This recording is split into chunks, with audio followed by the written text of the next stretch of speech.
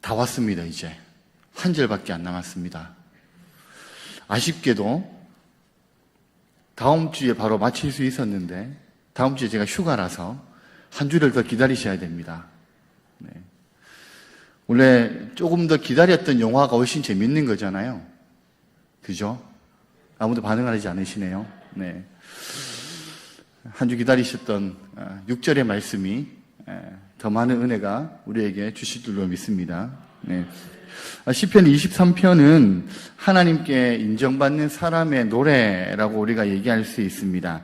하나님께 인정받는다는 것이 사실은 얼마나 영광된 일이겠습니까? 하나님께 인정받는다는 것은 어쩌면 우리 신앙의 마지막 목표라고 얘기할 수도 있지만 사실은 그렇게 되기까지가 참 어려운 것이다라는 것을 신앙생활을 하고 있는 우리들은 너무나 잘 알고 있습니다. 그렇다고 해서 우리가 하나님께 인정받는 삶을 포기할 수는 없습니다. 하나님을 조금이라도 아는 사람은 혹은 하나님을 믿는 사람은 어떻게 해서든지 하나님께 인정받는 믿음의 사람이 되고 싶어 합니다. 이것은 오늘 우리들만 그러는 것은 아닌 것 같아요. 하나님도 우리에게 그렇게 되기를 원하시는 것 같습니다. 다시 말해서 우리로 하여금 하나님께서 인정할 만한 자로 자라도록 하나님께서 그렇게 하신다는 말씀입니다. 그 증거가 어디에 있습니까? 성경에서 기록된 말씀들이 반복적으로 진행되고 있다는 사실을 통하여서 하나님도 우리가 하나님이 인정하시는 정도의 삶을 살아가기를 원하시는구나. 우리의 신앙이 자라나기를 하나님도 원하시는구나라는 것을 우리는 성경의 말씀들을 통하여서 알 수 있다라는 겁니다. 성경의 말씀들을 보면 구약, 신약 할 것 없이 계속적으로 반복되는 말씀들이 많이 나오죠. 어쩌면 사건과 배경은 다를 수 있지만 그 중심에서 하시는 모든 말씀들의 내용들이 비슷한 말씀들이라는 겁니다. 우리에게 반복적으로 주어지는 말씀들이 계속적으로 우리에게 요구하시는 하나님의 말씀으로 우리에게 주어지더라는 겁니다. 그러면 하나님은 우리에게 한두 번 말씀하시면 되지 왜 비슷한 말씀들을 계속 우리에게 요구하실까요? 왜 우리에게 그렇게 말씀하실까요? 한두 번 가지고 안 되기 때문이죠. 우리가 하나님의 말씀대로 살겠습니다. 하나님의 말씀이 요구하시는 대로 내가 순종하면서 살겠습니다. 라고 우리가 마음으로 굳게 결심하고 살아가지만 그렇게 잘 변하지 않는 것이 오늘을 살아가고 있는 우리들이라는 겁니다. 하나님 앞에서 믿음의 삶을 살아가고 있는 성도들의 삶이 그러하다라는 거죠.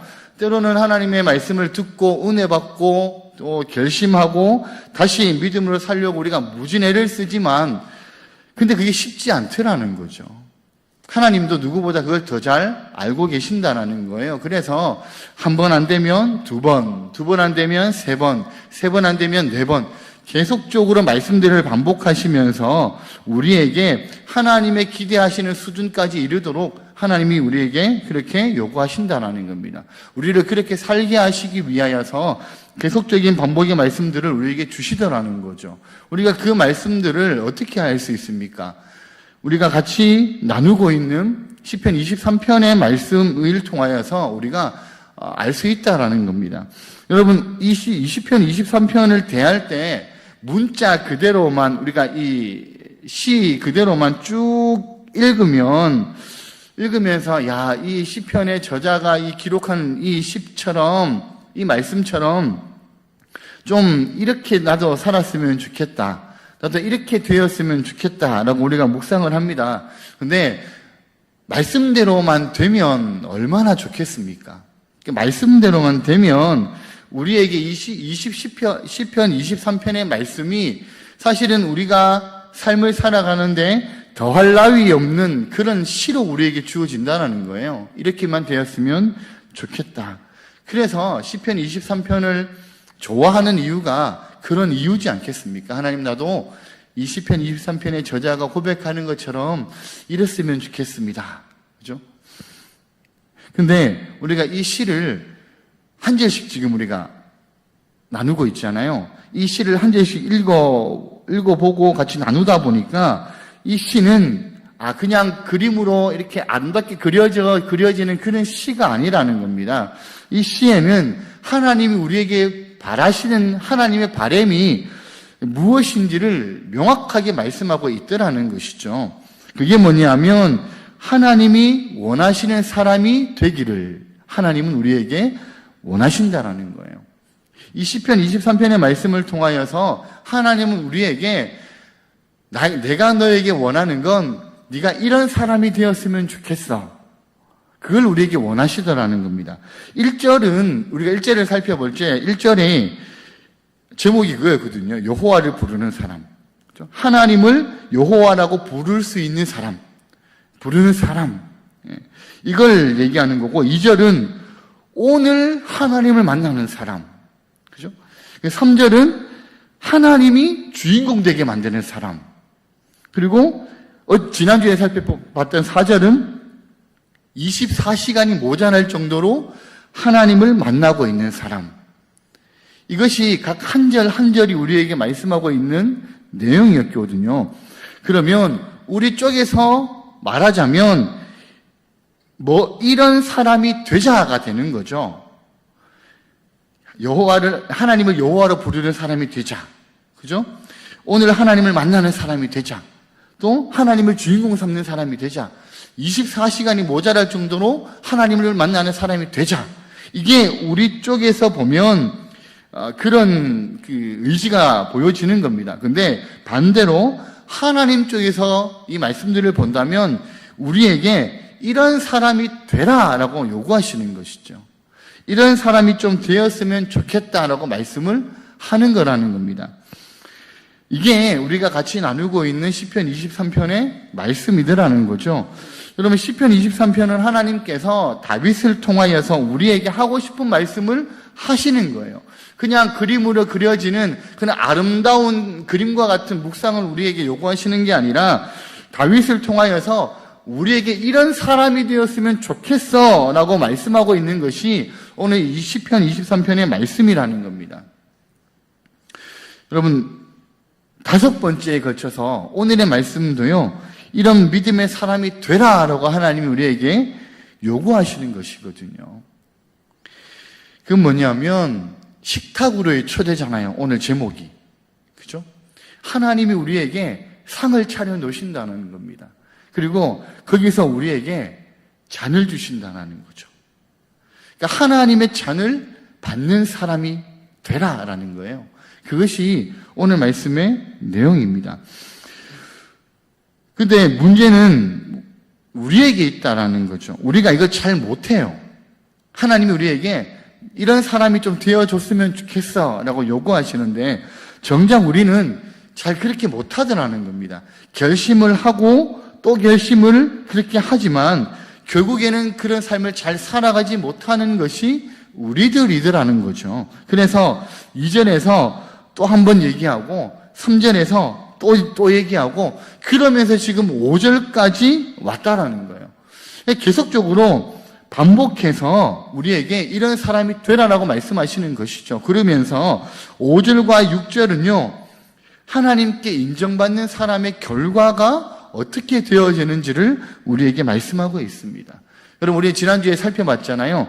4절이 오늘의 푸른 초장에서 내일의 푸른 초장으로 가기까지 그 중간에 겪어야 하는 사망의 음침한 골짜기, 그 골짜기를 건너야 하는 시간들이 있었습니다. 다행히 이 죽음의 계곡을 지나는 이 양에게 목자에 대한 믿음이 있었죠. 그래서 옆과 뒤를 보지 않고 이 양이 어디만 보고 갔습니까? 앞만 보고 가는 거죠. 왜? 이 목자에 대한 믿음이 있었기 때문입니다. 목자가 가지고 있는 막대기와 지팡이가 자기를 지켜줄 것이라는 믿음이 있었기 때문에 옆에 절벽도 내려다보지 않고 뒤를 돌아보지 않고 오로지 앞만 목자만 바라보고 그 죽음의 골짜기를 걸어갈 수 있게 되었다라는 것이죠.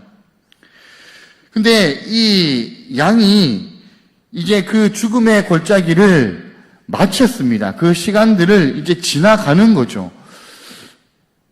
목자가 나를 지키고 그 목자가 가지고 있는 지팡이와 막대기가 나를 든든히 보호하고 있다는 사실 그 한 가지만 보고 그 죽음의 골짜기를 이 양은 건너갈 수가 있었습니다.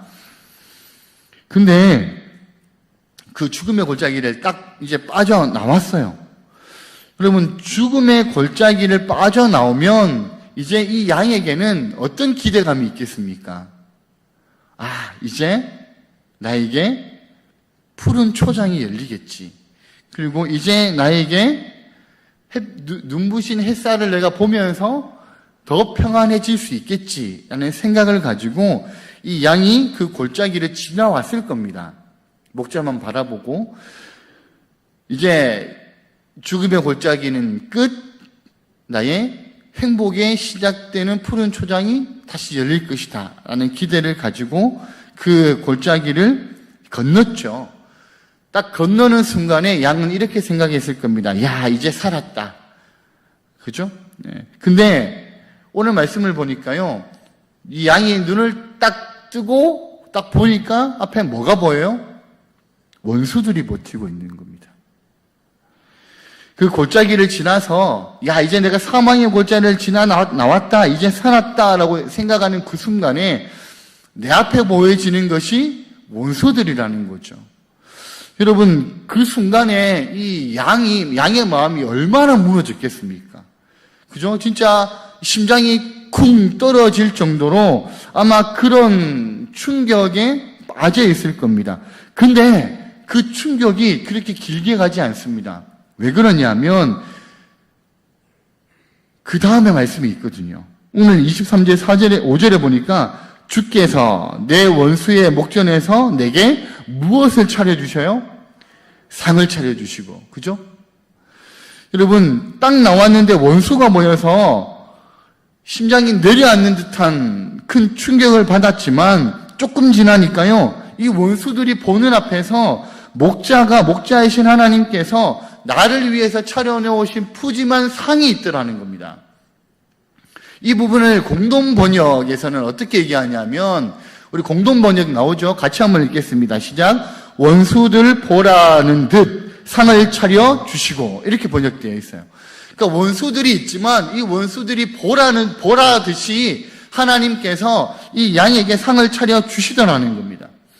하나님은 사전에서 사망의 음침한 골짜기를 믿음으로 걸어갈 수 있었던 그 믿음의 수고가 결국에는 영광의 식탁이 되도록 해주시는 분이시라는 거예요.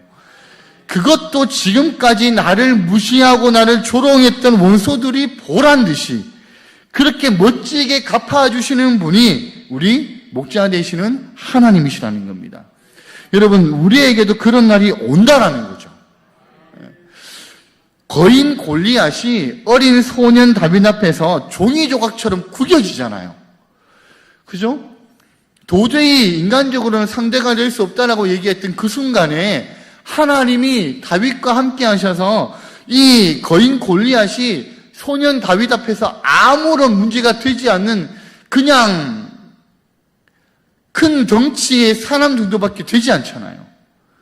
하나님이 다윗 앞에서 이 골리앗을 무너뜨리셔 버린 거죠. 여러분, 모세의 뒤를 이어서 이스라엘의 출애굽 행진을 책임졌던 여호수아에게도 하나님의 날이 그에게도 있었다라는 겁니다. 하나님께서 여호수아에게 하나님의 힘을 실어 주셨거든요.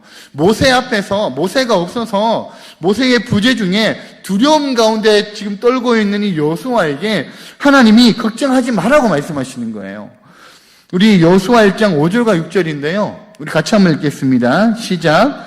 내 평생에 너를 능히 대적할 자가 없으리니 내가 모세와 함께 있었던 것 같이 너와 함께 있을 것임이니라. 내가 너를 떠나지 아니하며 버리지 아니하리니 강하고 담대하라. 너는 내가 그들의 조상에게 맹세하여 그들에게 주리라 한 땅을 이 백성에게 차지하게 하리라. 아멘. 이것이 여호수아 앞에 차려주신 하나님의 식탁이라는 겁니다. 두려움에 모세의 부재로 인하여서 두려움 가운데 놓여있는 이 여호수아에게 내가 모세만큼이나 이 이스라엘 백성들을 가나안 땅으로 잘 이끌어갈 수 있을까라는 고민과 걱정 가운데 놓여있는 이 여호수아에게 하나님께서요, 걱정하지 마라고 얘기하시면서 그 상을 딱 차려주시더라는 거죠. 여러분, 하나님이 우리 앞에 하나님의 식탁을 차리시는 그날은 그동안 우리들을 이렇게 저렇게 약올리고 깐죽거렸던 원수들 앞에서 그렇게 하시겠다는 거예요. 그 원수들이 이빨 빠지는 호랑이가 되는 날이라는 겁니다. 우리가 죽음의 계곡을 믿음으로 잘 건너온 것에 대해서요, 하나님이 나 몰라라 하시지 않으신다는 거죠. 여러분, 지금의 상황이 많이 힘들다고 여겨지십니까? 골짜기 입구에 우리를 여전히 바라보고 있는 원수들의 눈빛이 보이십니까? 근데 두려워하지 말라라는 거예요. 걱정하고 염려하지 말라는 겁니다. 왜요? 그 원수들이 보는 앞에서 하나님께서 우리에게 하나님의 식탁을 차려 주실 것입니다. 그 식탁은요, 내가 차리는 게 아니라는 거죠. 내가 뭔가를 잘 해서, 내가 뭔가 열심히 해서, 그래서 내가 차리는 게 아니라 친히 하나님께서, 목자 되신 하나님께서 차려주시는 하나님의 식탁이라는 겁니다. 여러분, 우리는요, 그냥 그 앞에 그 양으로 앉아 있기만 하면 된다라는 거예요. 여러분, 이 주님의 식탁, 하나님이 차려주시는 이 식탁은 과거에 베드로를 살렸던 식탁입니다. 우리 앞에 차려주시는 이 식탁은 베드로를 살렸던 식탁이라는 거죠. 예수님께서 십자가에 죽게 되자 다리시고 난 다음에 모든 희망을 잃어버린 베드로와 제자들이 어디로 갑니까? 자신이 살던 고향으로 떠나가죠. 거기서 다시 물고기나 잡고 살자 이러면서 다시 돌아갑니다. 그것은 금이 환영해서 돌아가는 게 아니죠. 생존을 위하여서 마지막으로 선택한 돌아감이었습니다. 그리고 먹고 살려고요, 그들이 열심히 그물을 내립니다. 부모 형제 다 버리고 우리가 예수라는 선생을 쫓아갔는데 우리에게 돌아오는 것이 아무것도 없더라는 것이죠. 그래서 그것을 만회하기 위하여서는 열심히 고기를 잡는 방법밖에 없었습니다. 그런데 그들에게 돌아온 것이 무엇입니까? 허무함이죠. 그 밤에 아무것도 잡지 못하더라. 성경은 분명히 그렇게 말씀하고 있습니다. 예수님께서 그들에게 나타나시죠. 부활하신 예수님이 그들에게 나타나십니다. 그리고 그들에게 묻죠. 고기를 잡았느냐라고 묻습니다. 근데 그들이 뭐라고 얘기합니까? 잡은 게 없습니다라고 얘기를 하죠. 그들은 밤이 맞도록 수고를 했음에도 불구하고 그들의 상태가 탈진이 되었음에도 불구하고 아무런 소득이 없었습니다. 남은 것은 어쩌면 절망뿐이었다라는 것이죠. 그 절망은 3년이라는 시간 동안 예수님을 따라 나섰던 자신들의 선택의 후회가 되었을지도 모른다라는 겁니다. 근데 부활하신 예수님께서 찾아오시는 그날 디베랴 바닷가는 절망의 아침이었지만 이후에 그들에게 펼쳐지는 장면은 더 이상 절망이 아니더라는 겁니다.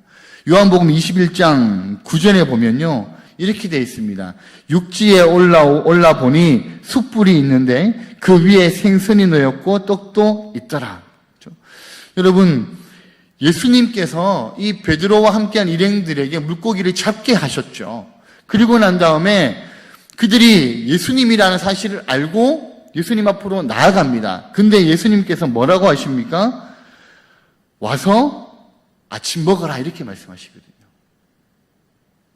예수님이 절망에 빠져 있었던 베드로, 절망에 놓여 있었던 제자들에게, 그들에게 예수님께서 상을 차려 놓으시고요, 얘들아 와서 아침 먹어라 그렇게 말씀하시다는 거죠. 여러분, 다윗으로 오늘 말씀으로 말한다면 나에게 상을 차려주시고, 이 말씀이 베드로에게도 임하였다라는 겁니다. 여러분, 다윗의 그 눈물의 세월을 하나님은 나 몰라 하시지 않으신다라는 거죠. 다윗이 겪었던 다윗이 하나님으로 인하여 겪게 되었던 그 힘든 시간들을 하나님은 모르시지 않으셨다라는 겁니다. 베드로의 예수님을 쫓아다녔던 그 3년의 헌신의 세월을 예수님은 몰라 하시지 않으셨다라는 겁니다. 그것이 하나님의 식탁, 예수님의 식탁이라는 것이죠. 여러분, 하나님은요, 우리의 목자 되시는 하나님은, 우리의 주인 되시는 예수님은 우리의 눈물의 세월을 몰라라 하시는 분이 아니시라는 겁니다. 장차 우리에게도 베드로가 받았던 식탁처럼, 다윗 앞에 놓였던 식탁처럼 우리에게도 그 하나님의 식탁이 주어질 것입니다. 그 식탁을 기대하시면서 하나님 앞에 믿음의 삶을 꾸준하게 넘어지지 않고, 넘어지더라도 다시 일어나서 그 믿음의 걸음을 걸어가시는 우리 성도님들이 되시기를 바랍니다.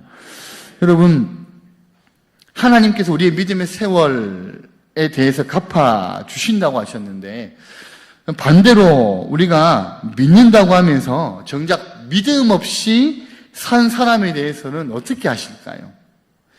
그냥 입으로만 주여 주여 하고 믿는 사람이라는 이름만 가지고 살아가게 된다면 어떻게 할까요? 어떻게 될까요? 하나님을 두려워하지 않았어도 교회 안에서 유력한 자로 살았으면 다 되는 걸까요? 하나님을 위해서가 아니라 자기 인기를 위해서 교회에서 봉사도 하고 자기 칭찬받으려고 섬겼어도 다 되는 것일까요? 그 수고를 하나님이 우리에게 수고했다라고 말씀하실까요? 아니라는 겁니다. 이 부분에 대해서 사도 바울이 아주 단호하게 말하고 있거든요. 우리 로마서 2장 6절부터 8절까지의 말씀인데요. 우리 같이 한번 읽겠습니다. 시작. 하나님께서 각 사람에게 그 행한 대로 보응하시되 참고 선을 행하여 영광과 존귀와 썩지 아니함을 구하는 자에게는 영생으로 하시고 오직 당을 지어 진리를 따르지 아니하고 불의를 따르는 자에게는 진노와 분노로 하시리라. 무슨 말씀입니까? 결국 하나님의 식탁을 받을 것인가? 아니면 하나님의 식탁을 걷어찰 것인가? 이것은 누구에게 달려있다는 문제입니까? 나에게 달려있다는 겁니다. 겉으로 내가 무엇을 했다가 중요한 게 아니라는 것이죠. 그것을 증명하는 말씀이 그 다음에 말씀에 나오거든요. 11절 말씀인데요.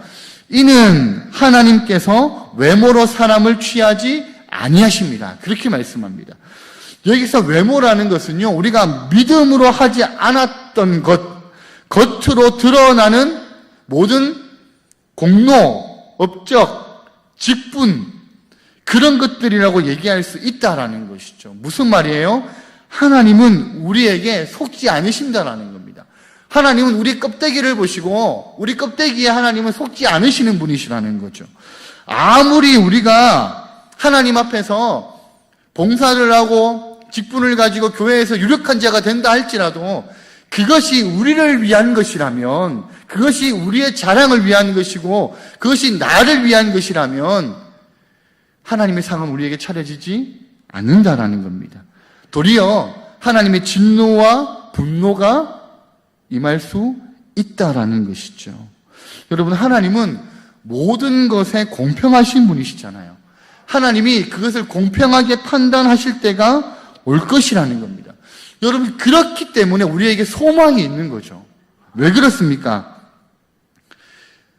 우리는 이 힘든 믿음의 세월이 하나님 앞에서 이 힘든 믿음의 세월을 살아가는 것이 결국에는 하나님을 위하여 살아가는 삶이 될 때, 하나님이 이끌어가시는 믿음의 삶으로 우리가 살아가게 될 때 결국에는 공평하게 우리에게 베풀어 주시는 하나님의 은혜를 경험하게 되기 때문입니다.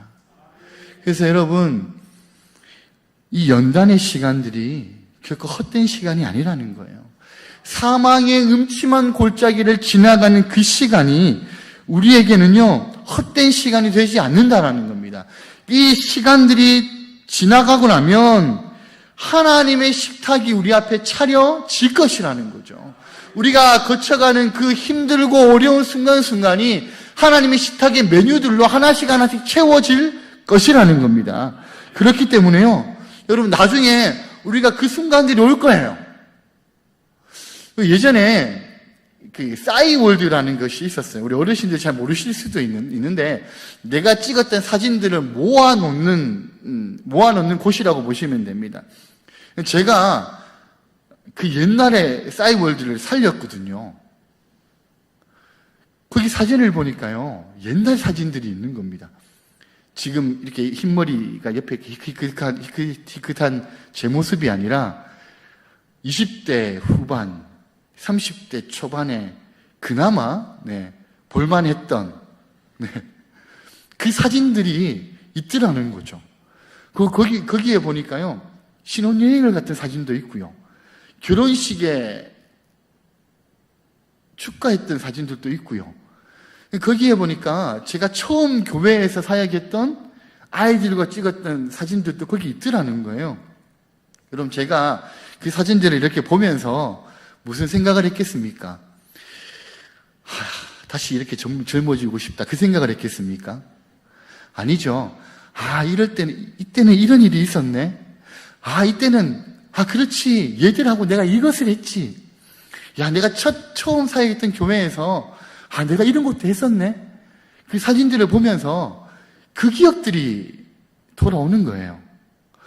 여러분, 하나님께서 우리가 겪는 하나님 앞에서의 그 사망의 골짜기의 시간들을 하나님이 나중에 우리에게 다 보여주신다라는 겁니다. 그래서 우리에게 이렇게 하실 거예요. 이걸 보면서, 봐라, 이렇게 힘든 순간에 너 이렇게 했어. 이렇게 좌절의 순간이 찾아왔을 때 너 좌절하지 않았어. 이런 순간에 너 이렇게 결정했어. 하나님께서요, 우리에게 그 시간들을 다시 다 보여주시면서 우리에게 하나님의 식탁에서 이제 맛있게 먹어라 라고 말씀하실 때가 우리에게 올 것이라는 거죠. 우리가 하나님과 웃으면서, 하나님, 제가 이때 이렇게 했네요. 되게 연약했는 것 같은데 제가 그래도 이렇게 살았네요 라고 얘기하는 그런 순간들이 우리에게 올 것이라는 겁니다. 여러분, 그 시간들이 언제일까요? 하나님 우리에게 그 시간들을 주시는데 그것이 목장의 기름이에요. 여러분, 사망의 음침한 골짜기를 잘 빠져나온 양이라 할지라도 여러분, 이 양이 온전한 상태이겠습니까? 온전한 상태가 아니거든요. 온몸에 상처투성이가 될 것이라는 거죠. 힘들고 어려운 그 시간들이 지나왔기 때문에요, 여러분, 아마 이 양의 가죽들은 찢어지고 어쩌면 해지고, 또 양의 털들은 많이 상하고 아마 발도 많이 부르트고 많이 힘들었을 겁니다. 그때 그 상처를 치료해 주려고요, 목자가 양의 머리에 기름을 바르거든요. 그래서 오늘 말씀에 보면 뭐라고 되어 있습니까? 기름으로 내 머리에 바르셨다라고 말씀하고 있거든요.